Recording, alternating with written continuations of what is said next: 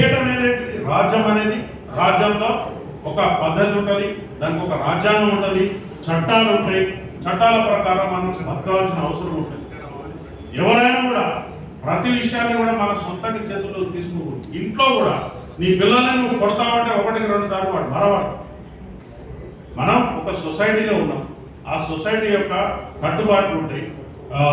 కట్టుబాట్లు అంటే చట్టాలు ఉంటాయి. నువ్వు ఎలా బిహేవ్ చేయాలో ఉంటుంది. అవన్నీ తెలుసుకోవాల్సిన బాధ్యత ఉంటుంది. నువ్వు నాకు హక్కులు, నీకు హక్కు అంటే తెలియదు, బాధ్యత అంటే తెలియదు. నీకు బాధ్యత లేని సమాజం బిడ్డవాన్ని నేను భావిస్తున్నాను.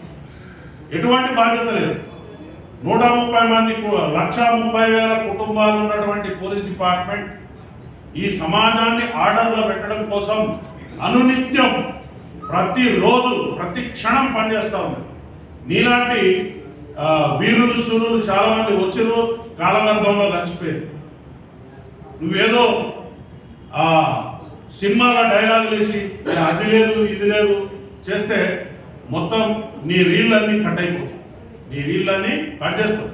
ఒక్క పోలీసు కూడా నీ దగ్గర రావద్దని మేము చేసినామనుకో ఎట్లుంటుంది? రేపు నువ్వు పబ్లిక్లో తిరగలుగుతావా? ప్రైవేట్ సైన్యానికి పైలవాళ్ళను నల్ల బట్టలు వేసుకుని ఆయనకి ఏం తెలుసు? ట్రైనింగ్ చేసింది ఆయన. చట్ట ప్రకారం ఆయనకు ఉందా? చట్ట ప్రకారం ఆయనకు తుపాకులు పట్టుకుని నీ వెనకాల పబ్లిక్ని దొమ్మిలకు ఉసుకొల్పే అధికారం ఉందా? మీకు లేదు. చక్కగా సన్నాయి నొప్పులు నొక్కుతా ఉన్నారు అక్కడ వచ్చి మీరు. అసలు రెస్పాన్సిబిలిటీ లేదు నీకు, పబ్లిక్ రెస్పాన్సిబిలిటీ లేదు. వచ్చినావు ఈ జూబ్లీ హిల్స్ లాంటి తెలంగాణ గడ్డకు హృదయం లాంటి జూబ్లీ హిల్స్లో రూపాయలు ఖర్చు పెట్టకుండా భూమి జాగ్రత్త వచ్చినాయి. అవి పబ్లిక్ పైసలు, ప్రజల యొక్క సొమ్ము. నువ్వు ఒక ఇండస్ట్రీని డెవలప్ చేస్తావని చెప్పి మీకోసం మా త్యాగాల మీద మేము ఇచ్చిన సొమ్ము తీసుకున్నారు. ఎంజాయ్ చేయండి, కట్టుకున్నారు, లీజ్ అయిందా ఉండండి.